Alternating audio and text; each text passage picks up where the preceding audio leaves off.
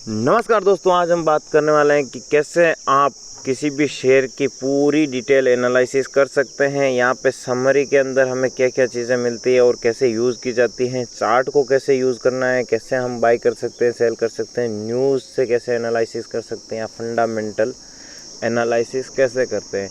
दोस्तों ये अपस्टॉक्स का है, यहाँ पे ऑप्शन चेन भी है, तो आपको इन सारे फीचर्स के बारे में पता होना चाहिए। दोस्तों बहुत ही स्पेशल फीचर्स हैं जो कि बहुत सारे ऐप हैं उनमें हमें नहीं मिलते हैं, लेकिन इस ऐप में आपको A to Z सारे फीचर्स मिल जाते हैं जो कि आपको बहुत ही ज़्यादा इजी और अंडरस्टैंडिंग बना देता है। एक ही ऐप में सब कुछ मिल जाता है, लेकिन आपको पता होना चाहिए उनको कैसे यूज़ किया जाता है।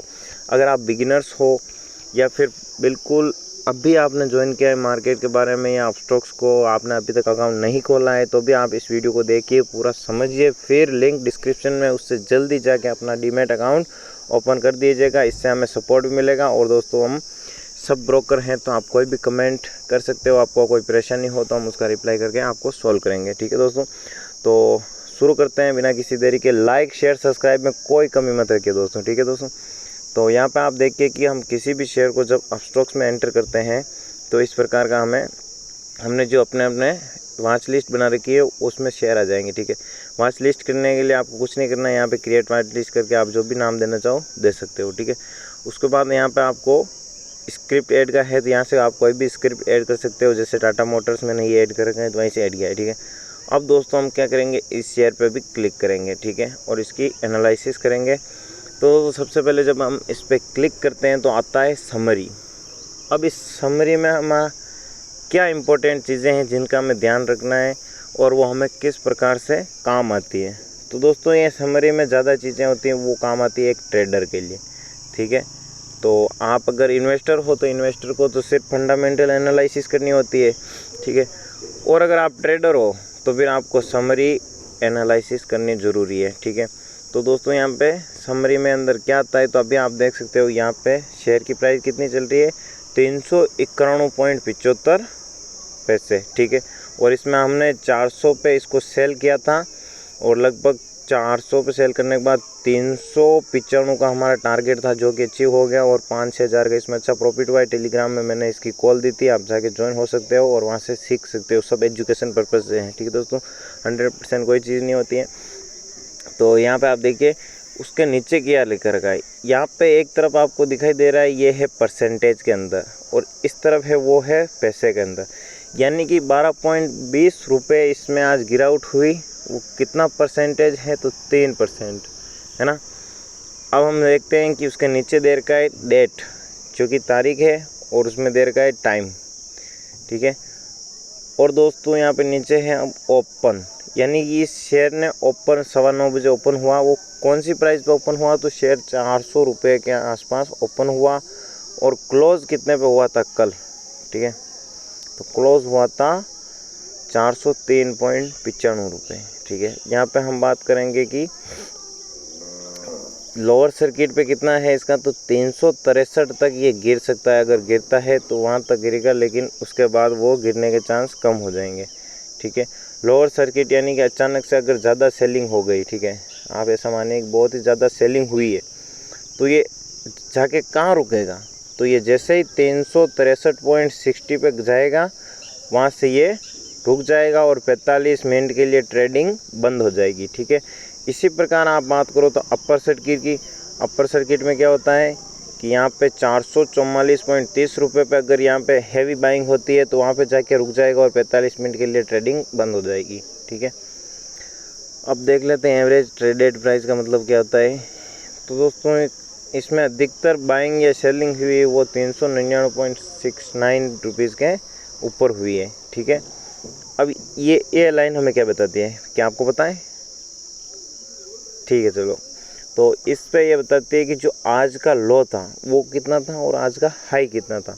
आप बता सकते हो आज का लो और हाई कितना है, आप जाके किसी भी शेयर को चेक कीजिए। इस चीज़ को आप समझिए एक बार, ठीक है ना, अच्छे से समझिए, सीखिए, कोई दिक्कत नहीं, आराम से आप समझोगे, धीरे धीरे आप है ना स्टार्टिंग में समझते समझते आप भी प्रॉफिट कमाने लग जाओगे। तो ये बेसिक जानकारी, वैसे इतना ज़्यादा कुछ इम्पोर्टेंट नहीं होता है, लेकिन अगर आप ट्रेडिंग करते हो तो इनका इम्पोर्टेंट है कि आपको पूरी प्राइस देखनी है कि आज के दिन कितना लो लगाया इसने, तो आज के दिन का जो लो था ये 389.60 तक ये गिरा था। हाई कितना लगाया था तो सुबह 408.50 के आसपास ये गया, उसके बाद वापस ये गिर के नीचे आ गया। ठीक है, अब दोस्तों बात करते हैं 268 रुपीज़ दे रखा है यहाँ पे, जो कि 52 वीक का है। यानी कि एक साल के अंदर इस शेयर की कितनी प्राइस थी, 268 रुपये, और 52 वीक एक साल के हाई कितना लगाया था इसने, 536 रुपये। ठीक है, तो मतलब ये 536 के आसपास गया था, 268 रुपये। अगर यहाँ पे आप बाई करते थे तो यहाँ पे प्रॉफिट बुक करते तो आप देखिए ऑलमोस्ट डबल प्रॉफिट। ठीक है, उसके बाद मार्केट डेप्थ में आ जाते हैं दोस्तों। मार्केट डेप्थ में क्या होता है कि जो ऑर्डर्स लगे हुए होते हैं वहाँ पे बायर्स और सेलर्स के ऑर्डर आते हैं कि कितने लोग अभी बाई कर रहे हैं, कितने लोग अभी सेल कर रहे हैं। तो वो सारे जो ऑर्डर्स आते हैं वो एग्जीक्यूट होते हैं। जैसे कि यहाँ पे आप देखिए कि सेलिंग साइड में 391.75 रुपये आ रहे हैं, तो इस पे 8,597 क्वांटिटी है, वो क्वांटिटी सेल के ऑर्डर लगे हुए हैं। यानी कि 8,000 ऑर्डर है सेल के। जैसे ही यहाँ पे बायर आएगा उसका ऑर्डर मैच होगा और ये सेल के शेयर उसके पास आ जाएंगे।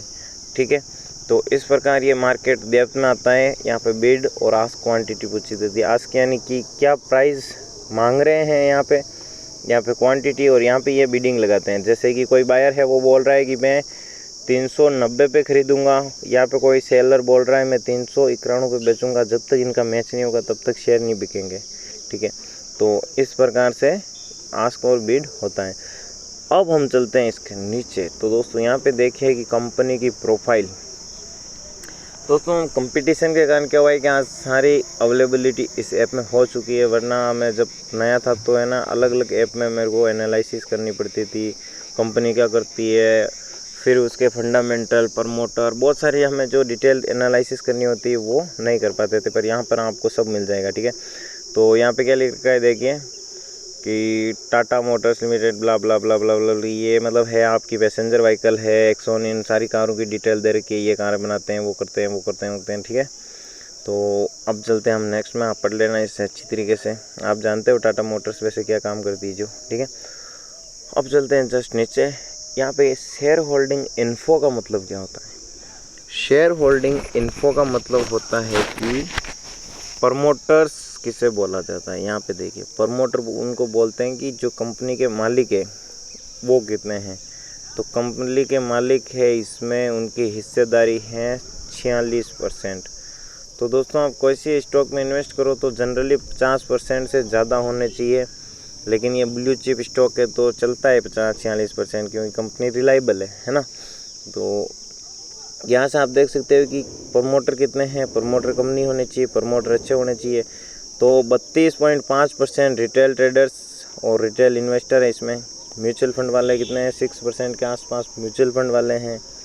और बाकी यहाँ पर आप देख सकते हो जो फॉरेन इंस्टीट्यूशनल है वो उन्होंने भी 15% के आसपास अपनी होल्डिंग कर रखी है इसमें।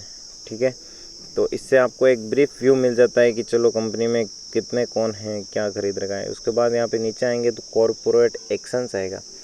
कॉरपोरेट एक्शन का मतलब क्या होता है, कंपनी कोई भी अपना जो जैसे कि बाई बैक ला रही है, स्प्लिट ला रही है, बोनस दे रही है, डिविडेंड दे रही है, तो इस प्रकार के जो भी कंपनी द्वारा कदम उठाए जाते हैं उनकी यहाँ पे आपको इन्फॉर्मेशन मिल जाती है। ठीक है, तो अभी इसमें कोई इन्फॉर्मेशन नहीं आ रही क्योंकि अभी कोई आई नहीं है।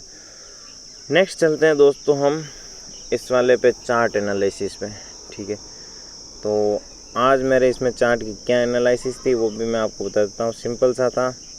यहाँ पे आप देख सकते हो कि एक चार्ट पैटर्न बन रहा था, इसे बोलते हैं डिसेंडिंग ट्रायंगल पैटर्न। और जैसे ही ये ब्रेक डाउन हुआ हमने ट्रेड ली थी, और यहाँ पे देखिए 395 के आसपास हमारा टारगेट था और इस प्राइस पे मैंने सेल किया था। ठीक है, उसके बाद भी और गिरा लेकिन हमें इतना काफ़ी मिल गया था। ठीक है दोस्तों, तो इस प्रकार आप अच्छे तरीके से इसमें ट्रेड भी ले सकते हो और यहाँ पे आप इस चार्ट में सारी चीज़ों का आप एनालिसिस कर सकते हो। तो ये देखिए आप, ये होगी ट्रेंड लाइन, और ये ट्रेंड लाइन कैसे बनाते हैं इसके ऊपर वीडियो पड़ा है, जाके जल्दी से देखिए उस वीडियो को और आप समझ जाते हो कि इन्हीं चीज़ों से हम ट्रेडिंग सीख पाते हैं और इन्हीं चीज़ों से हम ट्रेडिंग कर पाते हैं। अब बहुत से ऐसे होते हैं ब्लाइंडली खरीद लेते हैं, अरे यार गिर रहा है, ये कर रहा है, वो अब नहीं गिर सकता, इतना गिर गया, गलत है। यहाँ पे हमें प्राइस एक्शन दिख रहा है, उसके अकॉर्डिंग हम ट्रेड ले रहे हैं। मैं जनरली प्राइस एक्शन को ही फॉलो करता हूँ। अब हम दोस्तों इसमें यहाँ से चार्ट है ना उनको बदल सकते हैं। जैसे कि इस चार्ट पे क्लिक किया है तो हम कैंडल्स ले सकते हैं, हैकी नेशी लाइन, एरिया, बेस लाइन, ये अलग है, लेकिन हम जापानीज़ कैंडल को सबसे ज़्यादा फॉलो करते हैं और ये ज़्यादा रिलायबल भी है। तो यहाँ पर आप देख सकते हो कि ये है जापानीज़ कैंडलस्टिक पैटर्न, और बाकी बहुत सारी होती हैं, लेकिन आपको सबसे ज़्यादा यही ज़रूरी होगी। मैं इन पे वीडियो बनाऊंगा, आप जल्दी से चाहिए चैनल को सब्सक्राइब कीजिए, लाइक कीजिए और शेयर कर दीजिए, ठीक है। यहाँ पे आप कैंडल्स चेंज कर सकते हो, यानी कि जो एक कैंडल है वो बता रही है 15 मिनट में क्या हुआ है। तो यहाँ से आप अगर एक दिन में लोगे तो ये और 1 घंटे की लगी है, तो चलिए ये भी आप देख लीजिए। तो 1 घंटे में क्या क्या हुआ है वो सब डिटेल यहाँ पे एक कैंडल बता रही है, ठीक है। तो यहाँ पे आप देखिए ये पूरी कैंडल है वो 1 घंटे की है। और दोस्तों यहाँ पे नीचे जो आपको दिखाई दे रहा है ये है वॉल्यूम, यानी कि कितने शेयर खरीदे हुए बेचे गए। तो अब दोस्तों इससे ना रेड या ग्रीन का कोई ज़्यादा फ़र्क नहीं पड़ता है। फ़र्क ये पड़ता है कि जैसे सेलिंग हो रही है और रेड बन रहा है, इसका मतलब कि सेलर ज़्यादा है, और बाइंग हो रही है और ग्रीन ज़्यादा है, इसका मतलब बायर ज़्यादा है। तो इस पर भी मैं एक नया वीडियो बना के डालूँगा, आप देखना, ठीक है। उसके बाद आप बाई सेल तो यहाँ से आराम से कर ही सकते हो। किसी भी शेयर को बाई करना है यहाँ से बाई कर सकते हो, सेल करना है यहाँ से सेल कर सकते हो। लेकिन सेल आप आज कर सकते हो, आज ही बेच आपको वापस ख़रीदना होता है, और बाई आप आज करके कितने भी दिन तक होल्ड कर सकते हो, ठीक है। अब नेक्स्ट चलते हैं हम यहाँ पे न्यूज़ के अंदर, ठीक है। तो न्यूज़ पे आप जैसे ही जाओगे तो यहाँ पे आपको देखना है कि इस टाटा मोटर से रिलेटेड जो भी न्यूज़ होगी वो न्यूज़ यहाँ पे हमें देखने को मिल जाएगी। तो आज 46 मिनट पहले जो न्यूज़ आई है वो क्या है, what turn Tata Nexon into India largest selling SUV, ठीक है। तो दोस्तों में ये बता रहा है कि टाटा नेक्सॉन है वो इंडिया की सबसे बड़ी एसयूवी है, और वो बीट कर रही है होंडा की क्रेटा कार को, ठीक है। उन दोनों के बीच में कंपटीशन है, और उन कंपटीशन को ये अच्छी तरह से टक्कर दे रही है। और दोस्तों नीचे देखिए टाटा मोटर डिस्काउंट ब्ला ब्ला ब्ला सेवा 45,000 ऐसा कुछ है, आप देख लेना, ठीक है। तो इस प्रकार आप जो भी रिलेटेड न्यूज़ हो आपको कहीं सर्च करने की ज़रूरत ही नहीं है। जिस शेयर में आपने इन्वेस्ट कर रखा है उससे न्यूज़ आपको उसी जगह मिल जाएगी। और दोस्तों है यहाँ पे ऑप्शन चेंज जो एफएनडो वालों के लिए, आप देख सकते हो जो भी बाई सेल करना है यहाँ से आप बाई सेल कर सकते हो। इस तरफ कॉल है जो कि आप बाई करना चाहते हो। अगर आपको लग रहा है शेयर में तेज़ी है तो आप कॉल बाई करोगे, और शेयर में आपको लग रहा है गिरावट होने वाली तो आप पुट बाई करोगे। इसके ऊपर भी वीडियो बनाएंगे पूरा। अब देखना आप फंडामेंटल एनालिसिस किसे कहते हैं। फंडामेंटल एनालिसिस मतलब कि हमें कंपनी की डिटेल चेक करनी होती है, ठीक है। कंपनी क्या काम करती है, कंपनी क्या ग्रोथ प्रोस्पेक्टस हैं, वो सब डिटेल हम चेक करते हैं। यानी कि एक फंडामेंटल यानी कि एक सा समझिए कि जो ट्रेडिंग के लिए यूज़ करते हैं वो सबसे ज़्यादा चार्ट करते हैं, लेकिन हम फंडामेंटल में यानी कि लॉन्ग टर्म का हॉरिजन रख रहे हैं कि कंपनी को आज नहीं कल जाके हमें प्रॉफिट देगी, आगे देगी। तो उसके लिए हमें देखना है कि यार आगे जाके ना कि ग्रोथ कितनी है, ठीक है।